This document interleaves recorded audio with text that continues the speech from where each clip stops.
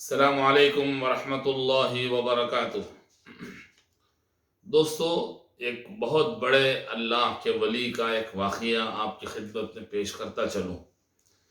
दो पुरानी जूतियाँ एक हाथ में लिए एक शख्स जा रहा था। वो फटे हालों था। इतने में उसे रास्ते में एक अमीर की सवारी आई।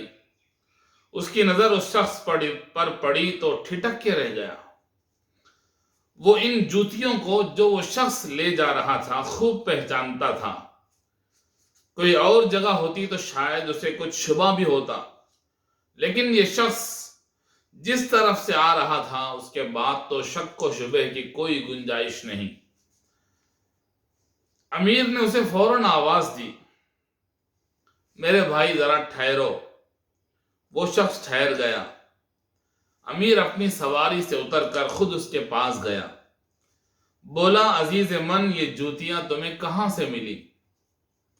उस शख्स ने कहा कि मैं जरूरत का मारा जब परेशान हो गया था तो इस खानखाह में चला गया। आप जानते हैं उस खानखाह को? उसने खानकाह की तरफ इशारा करके पूछा अमीर से। अमीर ने कहा कि हाँ भाई, खूब अच्छी तरह जानता हूं। इसमें हजरत निजामुद्दीन औलिया रहमतुल्लाह अलैह रहते हैं।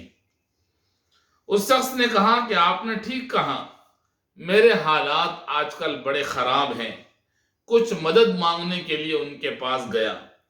उन्होंने फरमाया कि तुम यहां बैठ जाओ और इंतजार करो। इस वक्त मेरे पास कुछ नहीं है कि मैं तुम्हें दूं। बहुत से अल्लाह के बंदे यहां आते जाते हैं मुझसे मुलाकात के लिए, और अल्लाह की राह में देने के लिए मेरे पास कुछ न कुछ छोड़ कर जाते हैं। आज जो कुछ मेरे पास आएगा मैं तुम्हें दे दूंगा। उस जरूरतमंद आदमी ने कहा कि हजरत की ये बात सुनकर मैं उनके पास बैठ गया। उम्मीद ये थी कि अल्लाह ताला मेरी मुश्किल को दूर करने का कोई ना कोई सामान पैदा करेगा। चुनांचे मैं वहां बैठा इंतजार करता रहा। इतने में कुछ लोग वहां आए। फिर मुझे उम्मीद आई कि शायद मुझे कुछ मिल जाए, लेकिन वो लोग ये कहकर हजरत के इरशाद सुनकर अपनी बात कहकर चले गए। मैं और इंतजार करता रहा। इतने में कुछ और लोग वहां आए। इस मर्तबा भी मुझे उम्मीद आई, लेकिन वो लोग भी थोड़ी देर हजरत से बातें करके चले गए। मेरी उम्मीद पर उदासी छा गई। शायद मेरे चेहरे के मायूसी के आसार को देखकर हजरत निजामुद्दीन औलिया रहमतुल्लाह अलैह ने फरमाया कि भाई जरा और इंतजार करो, अल्लाह ताला रिस्क देने वाला है। बस हुक्म की तामील में मैं और कुछ देर वहां बैठा रहा। थोड़ी देर गुजरी तो एक शख्स हजरत की खिदमत में आया। मुझे उसके आने पर किसी ने बताया कि यह ऐसा शख्स है जो जब भी हजरत के दरबार में वो आता है, हाजिरी देता है, कभी खाली हाथ वापस नहीं जाता और बगैर नजराना दिए नहीं जाता। तो ये बात सुनकर मेरे हौसले बुलंद हो गए। मुझे यकीन होने लगा कि कुछ न कुछ ये शख्स जो हजरत की खिदमत में तोहफा देगा उसमें से कुछ मुझे भी मिल जाएगा। लेकिन इत्तेफाक देखिए कि वो अल्लाह का नेक बंदा भी उस दिन हजरत से बातें करके चला गया। उसने भी हजरत की खिदमत में आज कुछ ना पेश किया। इंतजार की घड़ियां बढ़ती गई, मेरी मायूसी बढ़ती गई। इंतजार करते करते काफी देर हो गई। हजरत को मेरी मायूसी का एहसास हुआ। चनाचे उन्होंने मुझे अपने पास बुलाया और फरमाया, देखो भाई, अगर उसने तुमसे वादा किया था कि मेरे पास कुछ आएगा, मैंने तुमसे वादा किया था कि मेरे पास कुछ आएगा तो मैं तुम्हें दे दूंगा। तुम देख रहे हो कि आज इतनी देर हो गई लेकिन तुम्हारी मदद के लिए कोई शक्ल पैदा नहीं हुई। हजरत ने इरशाद फरमाया कि ये इरशाद फरमाया और अपने कमरे में गए, और जब लौट आए तो हजरत के हाथ में दो पुरानी जूतियां थीं, यानी चप्पल थे। हजरत ने मुझसे फरमाया कि इस वक्त तुम यही ले जाओ, ये मुझे मेरी जान से ज्यादा अजीज हैं, पसंद हैं।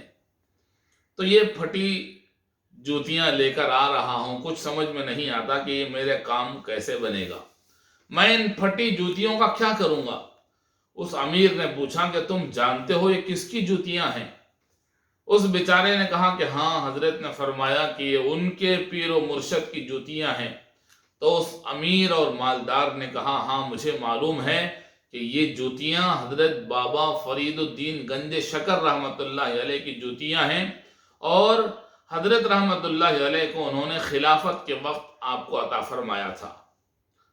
कुछ समझ में नहीं आता। अमीर ने कहा कि मुझे ताज्जुब हो रहा है कि हजरत ने इतनी बड़ी मेहरबानी तुम पर कैसे कर दी, अपनी खिलाफत में अपने पीर और मुर्शद से मिले हुए जूतियों को आपको कैसे दे दिया।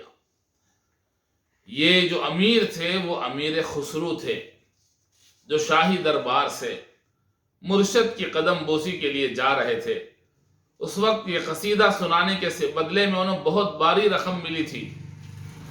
शायद इससे पहले इतना बड़ा इनाम उन्हें कहीं नहीं मिला था। वो इनाम लेकर आ रहे थे।